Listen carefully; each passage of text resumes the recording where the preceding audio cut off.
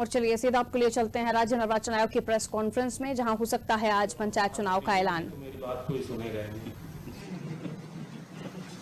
841 जिला पंचायत सदस्य, 6774 जनपद पंचायत सदस्य, 22,604 सरपंच, 3,60,847 पंच पद के लिए निर्वाचन कराए गए थे। इन सभी का कार्यकाल मार्च 2020 में खत्म हो चुका है।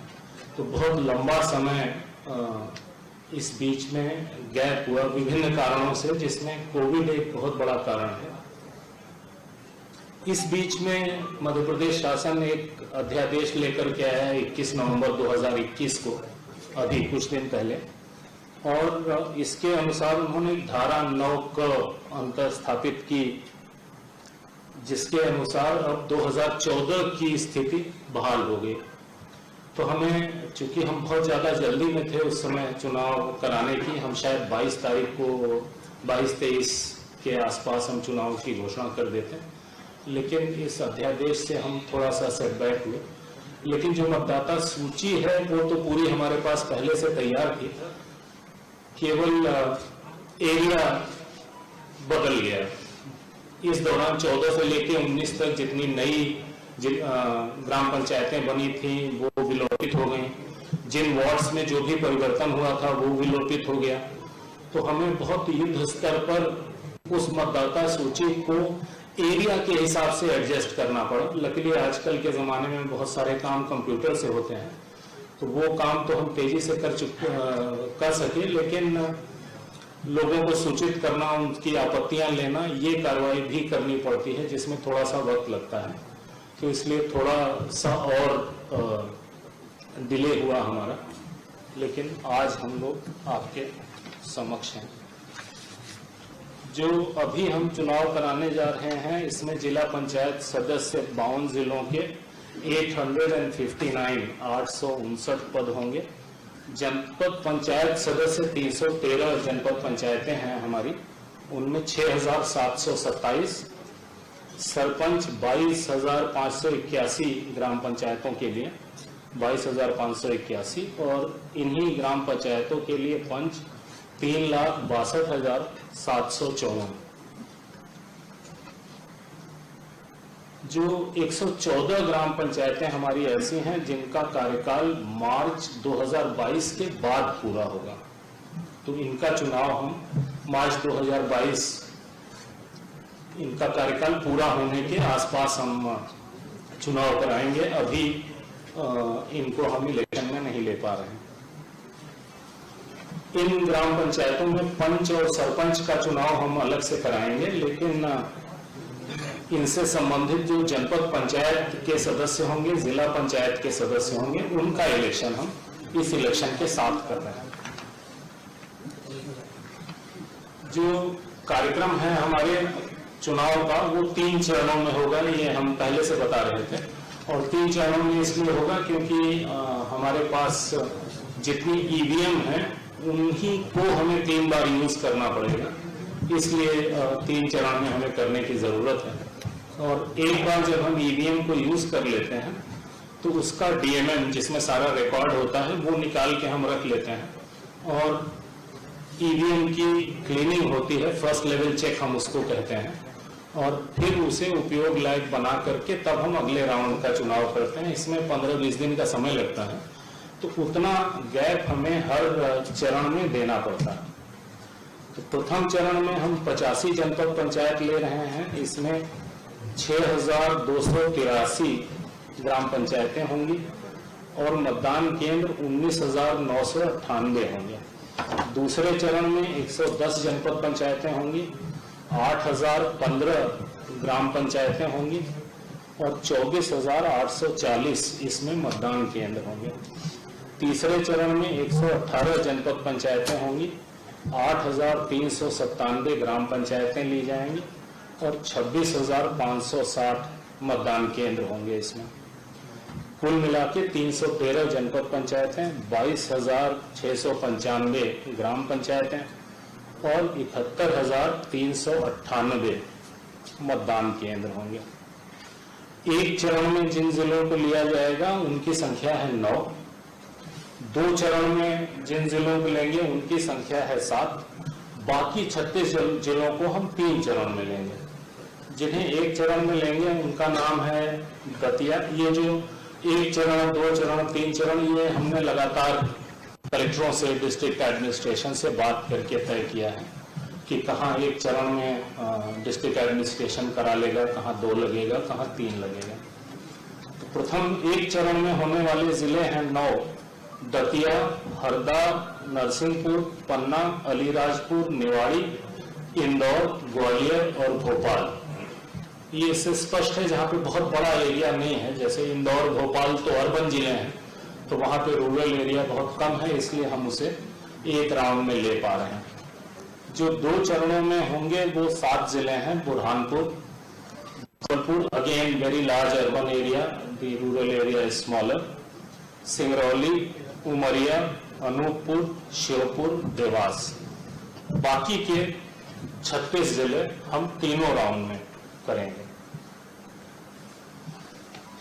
1/1/2021 की स्थिति की मतदाता सूची का अंतिम प्रकाशन हम 3 मार्च 2021 को कर चुके हैं और इस मतदाता सूची के अनुसार 3 करोड़ 92 लाख मतदाता हैं। इनमें पुरुष मतदाता 2 करोड़ 2 लाख और 1 करोड़ 90 लाख महिला मतदाता, अन्य मतदाता 1044। कुल 71,398 मतदान केंद्र हैं। इनमें 3,095 मतदान केंद्रों में मतदाताओं की संख्या 750 से ज्यादा है। निर्वाचन के कार्यक्रम में 4,25,000 मतदान कर्मी नियुक्त होंगे। जो मतदान केंद्रों पर नियोजित किए जाएंगे कर्मचारी, उनका जिलेवार डेटाबेस तैयार कर लिया गया है। प्रत्येक मतदान केंद्र पर 1 पीठासीन अधिकारी और 4 मतदान अधिकारी नियुक्त होंगे। जहां 750 से ज्यादा मतदाता हैं, इनकी संख्या बहुत ही कम है, वहां पे अतिरिक्त मतदान कर्मी नियुक्त किया जाएगा। पंचायत निर्वाचन हेतु जिस विकासखंड में निर्वाचन संपन्न होगा, जिले के भीतर उससे भिन्न विकासखंड के कर्मचारी रैंडमाइजेशन पद्धति से नियोजित किए जाएंगे ताकि वहीं का कोई आदमी वहां पर ड्यूटी न करे। कोविड प्रोटोकॉल को दृष्टिगत रखते हुए मतदान कर्मियों के तीसरे रैंडमाइजेशन का समय मतदान प्रारंभ होने से 24 घंटे के पूर्व के स्थान पर 48 घंटे पूर्व किया गया है। पहले 24 घंटे पहले करते थे, अब 48 घंटे पहले करेंगे। पंचायतों के आम निर्वाचन के लिए पंच, सरपंच, जनपद पंचायत सदस्य एवं जिला पंचायत सदस्य का निर्वाचन प्रत्यक्ष मतदान प्रणाली से होगा। पंच एवं सरपंच का निर्वाचन मतपत्र पर मतांकन उपरांत मतपेटी के माध्यम से तथा जनपद पंचायत सदस्य एवं जिला पंचायत सदस्य का निर्वाचन ईवीएम के माध्यम से संपन्न होगा। निर्वाचन में विभिन्न पदों हेतु मतपत्रों का रंग अलग अलग होगा। जिला पंचायत सदस्य के लिए गुलाबी, जनपद पंचायत सदस्य के लिए पीला, सरपंच के लिए नीला और पंच के लिए सफेद। चूंकि वही मतदाता इन चारों पदों के लिए वोटिंग करेगा, इसलिए ये कंफ्यूजन दूर करना है। डेट बता दीजिए सर। डेट बताने जा पहले डेट से शुरू होगा। प्रसाद पहले बंट गया तो कथा कौन सुनेगा। जो ये चीजें भी उतनी ही इम्पोर्टेंट है जितनी इम्पोर्टेंट डेट है, और ये डिसेमिनेट होना पब्लिक को जरूरी है आपके माध्यम से। हम तो अपनी ओर से और जिला प्रशासन के माध्यम से कोशिश कर ही रहे हैं, लेकिन हमारी रीच कभी उतनी नहीं हो सकती जितनी रीच आपकी है। समस्त मतदान केंद्रों पर मतदान का समय 7 बजे से दोपहर 3 बजे तक होगा और सिस्टम वही रहता है कि जो भी समय से पहुंच गया उसे पर्ची दी जाती है। तब तक मतदान चलता है जब तक सारे पर्ची वाले लोग वोट नहीं डालना है। मतदान हेतु मतदाता को आयोग द्वारा विहित 23 पहचान पत्रों में से कोई एक पहचान पत्र साथ में लाना होगा। आइडेंटिफिकेशन जरूरी है। पंच एवं सरपंच पद की मतगणना मतदान समाप्ति के बाद मतदान केंद्र पर ही की जाएगी। जनपद पंचायत सदस्य एवं जिला पंचायत सदस्य के पदों हेतु ईवीएम से मतगणना विकासखंड मुख्यालय पर की जाएगी। पंच सरपंच पद की मतगणना का सारणीकरण एवं परिणाम की घोषणा विकासखंड मुख्यालय पर की जाएगी। जनपद पंचायत सदस्य के मतों का सारणीकरण एवं परिणाम की घोषणा विकासखंड मुख्यालय पर ही की जाएगी। जिला पंचायत सदस्य के लिए मतों का विकासखंड स्तरीय सारणीकरण उपरांत जिला मुख्यालय पर सारणीकरण करते हुए निर्वाचन परिणाम की घोषणा की जाएगी। पंचायत के इस चुनाव के लिए हमारे पास कुल 55,000 ईवीएम उपलब्ध हैं। विभिन्न चरणों में हम जो ईवीएम का इस्तेमाल कर रहे हैं रिजर्व ईवीएम जोड़ करके प्रथम चरण में 26,910, द्वितीय चरण में 33,657 और तृतीय चरण में 35,797। इससे पता लगता है कितने ईवीएम हमें लगते हैं, और चूंकि केवल 55,000 हैं, इस कारण से हमें कई राउंड में जाना पड़ रहा है। हर विकास खंड में रिजर्व ईवीएम उतनी होगी जितनी ग्राम पंचायतें हैं उस विकास खंड में। आयोग द्वारा प्रेरित ईवीएम में मतदान का डेटा सुरक्षित रखने के लिए डीएमएम होता है हमारे पास, डिटैचेबल मेमोरी मॉड्यूल, उसे हम अलग कर लेते हैं। उसके बाद ईवीएम की फर्स्ट लेवल चेक करके फिर उसको दोबारा इस्तेमाल करते हैं। प्रत्येक चरण की मतगणना के बाद जो ईवीएम का डीएमएम है उसे अलग करके फिर हम सील बंद कर लेते हैं। एक चरण में उपयोग करके जो मुक्त हुई उसका फर्स्ट लेवल चेक, जैसा हमने बताया, वो करने के बाद ही उसे अगले इलेक्शन में यूज करते हैं। जो त्रिस्तरीय पंचायतों के विभिन्न पदों यानी पंच, सरपंच, जनपद पंचायत, जिला पंचायत के लिए एक इंटीग्रेटेड एकीकृत नाम निर्देशन पत्र की व्यवस्था की गई है। जिला पंचायत सदस्य के लिए नाम निर्देशन पत्र जिला मुख्यालय पर, जनपद पंचायत सदस्य के लिए विकासखंड मुख्यालय पर तथा पंच एवं सरपंच पद के लिए विकासखंड मुख्यालय एवं क्लस्टर मुख्यालय पर लिए जाएंगे। जो डिस्ट्रिक्ट एडमिनिस्ट्रेशन ग्राम पंचायतों को समूहबद्ध करके क्लस्टर का निर्माण करेगा, जहां पर यह अग्रिम कार्रवाई होगी। जो निक्षेप राशि जमा करनी होती है, जिला पंचायत सदस्य के लिए 8,000, जनपद पंचायत सदस्य के लिए 4,000, ग्राम पंचायत सरपंच के लिए 2,000, पंच के लिए 400 रुपए। लेकिन अनुसूचित जाति, अनुसूचित जनजाति, अन्य पिछड़ा वर्ग एवं महिला अभ्यर्थी के मामले में ये निक्षेप राशि आधी जमा करनी पड़ेगी। पंच पद के लिए नाम निर्देशन पत्र के साथ अभ्यर्थी को निर्धारित प्रारूप में घोषणा पत्र प्रस्तुत करना है, बाकी को शपथ पत्र प्रस्तुत करना है। पंच के लिए केवल घोषणा पत्र काफी है। रिटर्निंग ऑफिसर द्वारा इस जानकारी का सार्वजनिक प्रदर्शन अपने कार्यालय के सूचना पटल पर किया जाएगा। जो ये जानकारी देंगे वो सार्वजनिक की जाएगी। रिटर्निंग ऑफिसर के कक्ष में नाम निर्देशन प्रस्तुत किए जाने के दौरान अभ्यर्थी के साथ अधिकतम 2 व्यक्ति प्रवेश कर सकेंगे, ज्यादा भीड़ नहीं जाएगी। नामांकन के प्रयोजन के लिए वाहनों की संख्या 2 तक सीमित की गई। हम आईटी का काफी उपयोग करते हैं निर्वाचन में, और ऑनलाइन नॉमिनेशन की व्यवस्था भी है। लोग अपना नॉमिनेशन ऑनलाइन कर सकते हैं, लेकिन उसकी हार्ड कॉपी व्यक्तिगत रूप से उन्हें रिटर्निंग ऑफिसर को प्रस्तुत करनी पड़ेगी। ऑनलाइन भरने के लिए रिटर्निंग ऑफिसर के कार्यालय में हेल्प डेस्क सुविधा केंद्र ये स्थापित किए जाएंगे, ताकि ऐसे लोग जो ऑनलाइन ऑपरेशन नहीं कर सकते उनकी मदद की जा सके। निर्वाचन के लिए जो मतदान दल और मतगणना दल गठित किए जाएंगे वो एनआईसी ने सॉफ्टवेयर डेवलप किया है, कॉमन इलेक्शन मैनेजमेंट सिस्टम, उसके माध्यम से किया जाएगा। मतदाता सूची में दर्ज नाम की जानकारी आयोग की वेबसाइट mplocalelection.gov.in पर अथवा चुनाव मोबाइल ऐप के माध्यम से प्राप्त की जा सकती है। सहज सुलभ है, कोई भी अपना नाम देख सकता है। स्ट्रांग रूम मतदान केंद्रों एवं मतगणना स्थलों पर आवश्यक सुरक्षा व्यवस्था की जाएगी। जो संवेदनशील, अति संवेदनशील मतदान केंद्र हम आइडेंटिफाई करते हैं, जिनमें विशेष दृष्टि रखी जाती है। संवेदनशील मतदान केंद्र 15,863 हैं और अति संवेदनशील 6,233 हैं।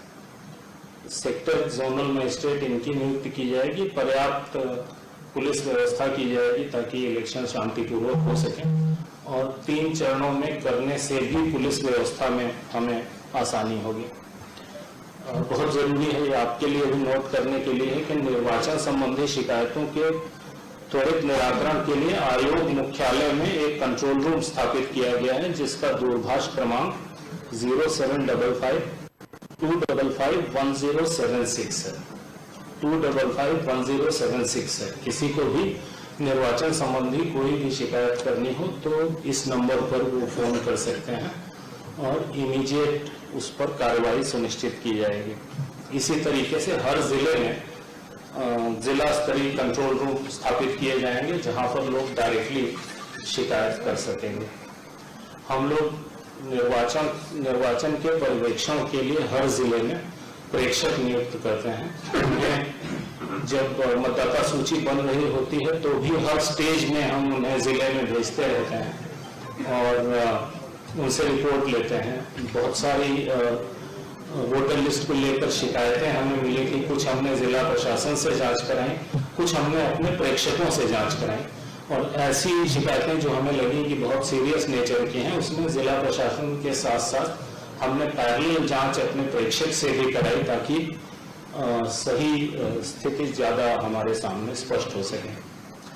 मतदाता जागरूकता के लिए systematic education, nurturing, sensitization, electorate से संबंधित गतिविधियों का आयोजन करते हैं हम लोग कंटिन्यूअसली। अभी इस बीच में और करेंगे। मतदाताओं को ईवीएम की कार्यप्रणाली से अवगत कराते हुए अधिक से अधिक मतदान करने के लिए प्रेरित किया जा रहा है। हमारी जिम्मेदारियों में से एक जिम्मेदारी ये भी है कि ज्यादा से ज्यादा लोग चुनाव में भाग लें।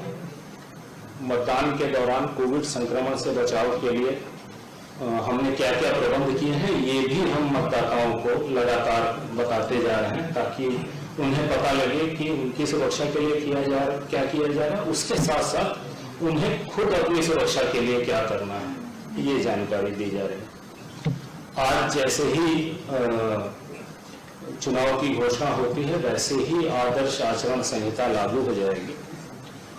मतदाताओं को प्रभावित करने संबंधी घटनाओं पर नियंत्रण के लिए आदर्श आचरण संहिता लगती है और परिणाम घोषित होने तक ये प्रभावशील रहेगी। आदर्श आचरण संहिता के प्रावधान राजनीतिक दलों पर भी लागू होते हैं। हालांकि चुनाव नॉन पार्टी बेसिस पर होते हैं, लेकिन model code of conduct political parties पर भी लगता है। उन्हें भी इसका पूरी तरीके से पालन करना होता है। अभ्यर्थियों पर, शासकीय विभागों, कर्मियों, त्रिस्तरीय पंचायतों के पदाधिकारियों एवं कर्मचारियों सब पर लागू होता है। इनफैक्ट हम जब जैसे ही इलेक्शन डिक्लेयर करते हैं, वैसे ही हम चीफ सेक्रेटरी को पत्र लिखते हैं 500 कॉपियों के साथ आदर्श आचरण संहिता की, कि वो हर विभाग तक वो पहुंचा दें और उन्हें इंस्ट्रक्ट करें कि ये आदर्श आचरण संहिता है। पूरी की पूरी गवर्नमेंट, सारे के सारे सरकारी विभाग इसका पालन करें। निर्वाचन के दौरान किसी भी अभ्यर्थी को प्रचार हेतु सभा, रैली, जुलूस आदि आयोजन के पूर्व सक्षम प्राधिकारी की अनुमति लेना अनिवार्य होगा। मतदान समाप्ति के समय से 48 घंटे पूर्व की कालावधि के दौरान सार्वजनिक सभा, जुलूस, रैली आदि पर प्रतिबंध रहेगा। बुलाएंगे ना हम लोगों को। अंतिम पैराग्राफ तक पहुंचा हूं, धीरे छोड़िए। ये सब नहीं मिलेगा आपको, मुद्दे की बात मिलेगी। नहीं, आपका सदैव स्वागत है। हम भागते इसलिए हैं क्योंकि आप केवल डेट पूछते हो जो हम बता नहीं सकते। आज हम बता सकते हैं तो हमने खुद सबको बुलाया। ठीक है। आयोग ने कोविड से बचाव के लिए ढेर सारे निर्देश जारी किए हैं। वो वही हैं जिनसे आप बार बार परिचित हैं, तो जो आप चाहते हैं वो बता दें आपको। निर्वाचन की सूचना का प्रकाशन और नाम निर्देशन पत्र प्राप्त करना, ये प्रथम चरण के लिए 13/12/2021 यानी 13 तारीख से निर्वाचन की सूचना का प्रकाशन किया जाएगा और नाम निर्देशन पत्र प्राप्त करना शुरू हो जाएगा। नाम निर्देशन पत्र प्राप्त करने की अंतिम तारीख 20 दिसंबर। नाम निर्देशन पत्रों की समीक्षा यानी जांच 21 दिसंबर। नाम वापस लेने की अंतिम तारीख 23/12 और इसी दिन सिंबल अलॉटमेंट होगा। मतदान यदि आवश्यक हो, हम ऐसा इसलिए कहते हैं कि पंच के पद के लिए कई बार कुछ जगहों पर या कई जगहों पर इलेक्शन नहीं होते हैं। मतदान 6 जनवरी 2022 पहले चरण का। मतदान केंद्र पर की जाने वाली मतगणना केवल पंच और सरपंच के लिए 6 जनवरी, जनपद पंचायत सदस्य एवं जिला पंचायत सदस्य की विकासखंड मुख्यालय पर ईवीएम से की जाने वाली मतगणना 10 जनवरी, पंच सरपंच पद की मतदान केंद्र पर की गई मतगणना का सारणीकरण और परिणाम की घोषणा, और पंच सरपंच पद की विकासखंड मुख्यालय पर की जाने वाली मतगणना सारणीकरण निर्वाचन परिणाम की घोषणा 11 जनवरी। जनपद पंचायत सदस्य पद के लिए मतों का सारणीकरण और निर्वाचन परिणाम की घोषणा, जिला पंचायत सदस्य पद के लिए मतों का विकासखंड स्तरीय सारणीकरण 22 तारीख को, 22 फरवरी। जिला पंचायत सदस्य पद के लिए मतों का जिला मुख्यालय पर सारणीकरण एवं निर्वाचन परिणाम की घोषणा 23 फरवरी। द्वितीय चरण में निर्वाचन की सूचना का प्रकाशन 13/12 सेम डेट, नाम निर्देशन पत्र प्राप्त करने की अंतिम तारीख 20/12, संवीक्षा 21/12, नाम वापस लेने की तारीख 23/12, मतदान 28 से हमें गैप देना पड़ता है 15-20 दिन का, ताकि हम डीएमएम निकाल करके और ईवीएम का फर्स्ट लेवल चेक करके ईवीएम क्लीनिंग करके उसे अगले चुनाव के लिए तैयार कर सकें। मतगणना पंच सरपंच की 28 से, जनपद पंचायत सदस्य एवं जिला पंचायत सदस्य की विकासखंड मुख्यालय पर ईवीएम से की जाने वाली मतगणना 1 फरवरी, पंच सरपंच पद की मतदान केंद्र पर की गई मतगणना का सारणीकरण और परिणाम की घोषणा 2 फरवरी, जनपद पंचायत सदस्य के लिए सारणीकरण और घोषणा 22 फरवरी, और जिला पंचायत के सदस्य के लिए सारणीकरण उनके मतों का, और 23 फरवरी को जिला मुख्यालय पर जिला पंचायत के सदस्य के निर्वाचन परिणाम की घोषणा। तीसरे राउंड के प्रकाशन और नाम निर्देशन प्राप्त करना 30 दिसंबर के अंदर करना हमारे लिए आवश्यक है। नाम निर्देशन प्राप्त करने की अंतिम तारीख 6 जनवरी, जांच 7 जनवरी, नाम वापस लेना और प्रतीक आवंटन 10 जनवरी, मतदान 16 फरवरी। तो मतदान 6 जनवरी, 28 जनवरी और 16 फरवरी, ये 3 राउंड के मतदान हैं। 16/2 को पंच सरपंच की मतगणना, जनपद पंचायत सदस्य और जिला पंचायत सदस्य के मतों की गणना 20 फरवरी, पंच सरपंच पद की मतदान केंद्र पर की गई मतगणना का सारणीकरण और परिणाम की घोषणा 21 फरवरी, जनपद पंचायत के लिए परिणाम घोषणा 22 फरवरी, जिला पंचायत का सारणीकरण होगा उस दिन, और अगले दिन 23 फरवरी को जिला पंचायत सदस्य के पद के लिए सारणीकरण और निर्वाचन परिणाम की घोषणा होगी। ये पूरी जानकारी है जी। अंतिम परिणाम 23 फरवरी। ये जानकारी आपको दे दी जाएगी। State level crisis management committee ने चुनाव के लिए आपको अनुमति दे दी है? मुझे जरूरत नहीं है, हम एक कॉन्स्टिट्यूशनल बॉडी हैं और हाई कोर्ट में कुछ केसेस लगे थे जिसमें किसी ने कहा था कि जिला पंचायत चुनाव में देर हो रही, जल्दी कराइए। किसी ने कहा था कि कोविड फैल रहा है, जल्दी करिए। आज की तारीख में एज ऑफ टुडे पूरे प्रदेश में 128 केस, 52 जिलों में 128 केस, बहुत ही छोटा नंबर है। तो परिस्थितियां अनुकूल हैं चुनाव की। केसेस तो बढ़ रहे हैं सर लगातार, टोटल 128 है पूरे प्रदेश में। IAS ऑफिसर एसोसिएशन ने अपना कार्यक्रम स्थगित कर दिया। हाँ, उसके हम भी IAS अधिकारी हैं भूतपूर्व। उसके कई कारण हैं, कोरोना उसका कारण नहीं है।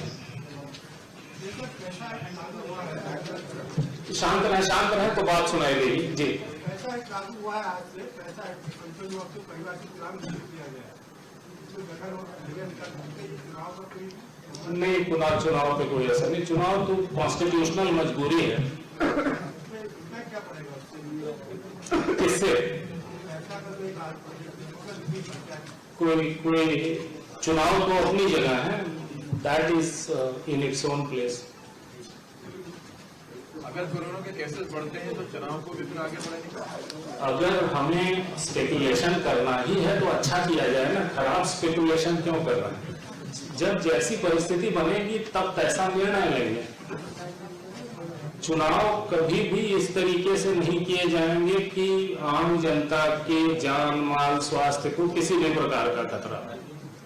पहले भी जब हम चुनाव की बात कर रहे थे तो हम ये कहते थे कि कोविड पर दृष्टि रहेगी और पूरी कोशिश हमारी ये होगी कि हमारे कारण, चुनाव के कारण कोविड के केसेस की बढ़ोतरी न हो।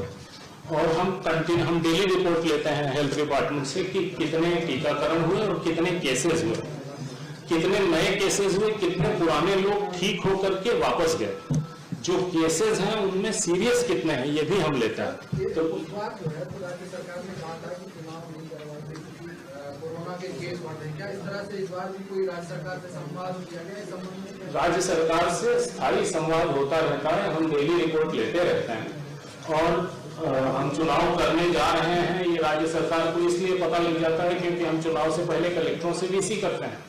कलेक्टरों से वीसी करने के लिए जीएडी की अनुमति लगती है कलेक्टर को कि वो वीसी अटेंड कर सके। तो हमारे यहाँ से चिट्ठी जाती है जीएडी को कि कलेक्टरों को अनुमति दीजिए, हम इस तारीख को इतने बजे वीसी करना चाहते हैं। हाँ, जिला पंचायत अध्यक्ष पद के लिए ही क्यों नहीं इसलिए आरक्षण किया जा रहा है? आपकी ग्राम सरपंच या जनपद अध्यक्ष? और सर नहीं समझा मैं आपकी बात, एक मिनट पहले उनकी बात समझ लूं तो फिर अगला बताऊंगा जी।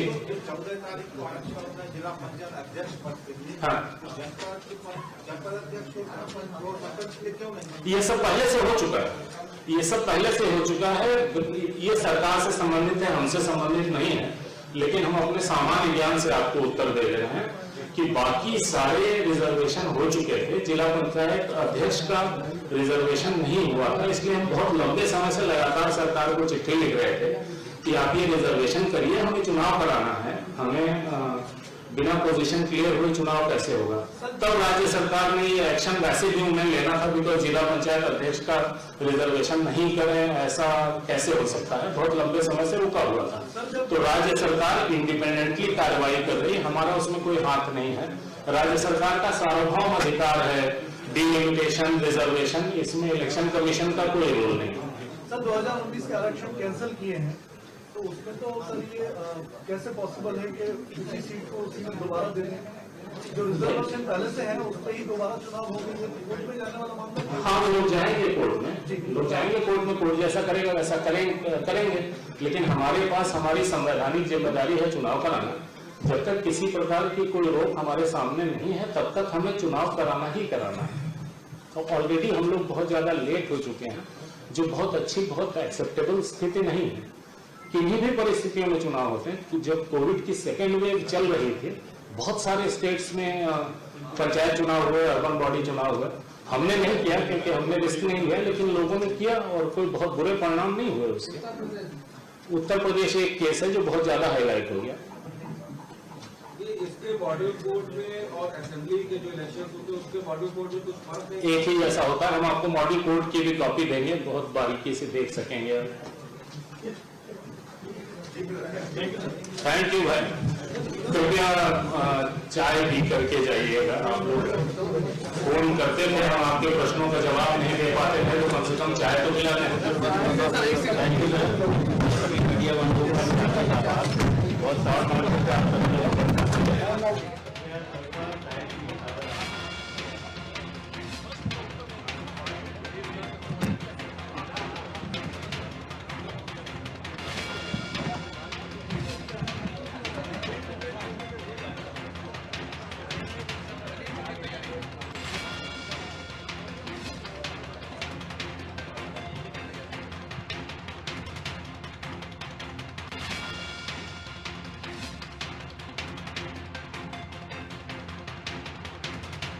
बॉलीवुड की सुपरहिट फिल्में और उनकी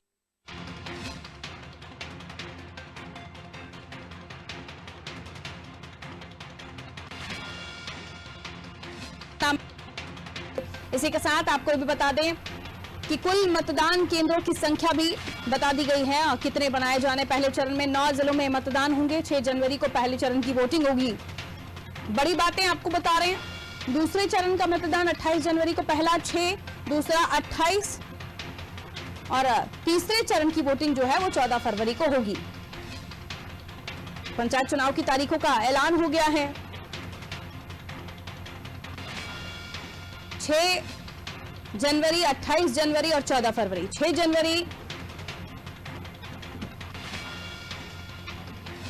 14 जनवरी और 28 जनवरी और उसके बाद 14 फरवरी। पहले चरण की वोटिंग 6 तारीख को यानी 6 जनवरी को, दूसरे चरण की वोटिंग 28 जनवरी को होगी, 14 फरवरी को तीसरे चरण की वोटिंग होगी। 48 घंटे पहले प्रचार प्रसार बंद करना होगा। चुनाव के लिए आदर्श आचार संहिता लागू होगी और 13 दिसंबर को पहले चरण के लिए नामांकन पत्र मिलना शुरू हो जाएंगे।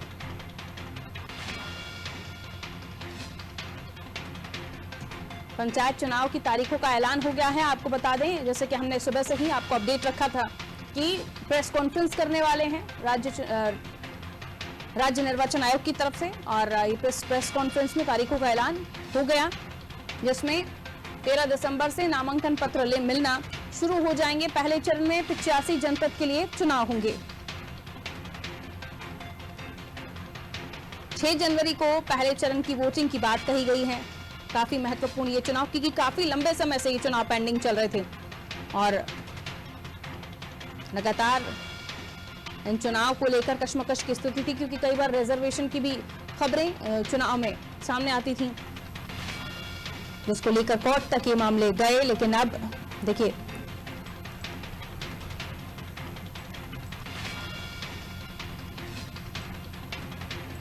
इस मामले को लेकर अब स्थिति स्पष्ट। इलेक्शन यानी पंचायत चुनाव की तारीखों का ऐलान अब हो गया है।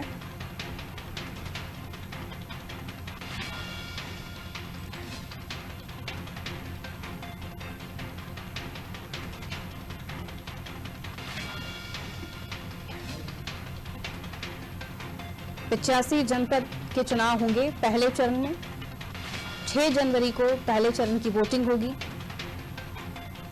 जिसको लेकर नामांकन पत्र जो है वो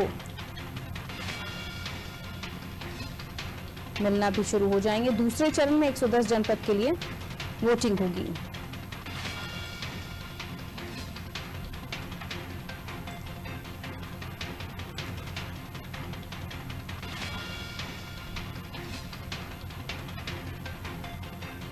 पहले चरण में 9 जिले इंदौर, ग्वालियर, भोपाल पहले चरण में शामिल रहेंगे, जहां पंचायत चुनाव होने हैं। पहले चरण यानी पहला चरण 6 तारीख जब चुनाव होंगे, दूसरा 28 जनवरी, पहली 6 जनवरी, 28 जनवरी और 14 फरवरी, ये तीनों तारीखें, जिसमें 3 चरण में अलग अलग चरणों में चुनाव होंगे।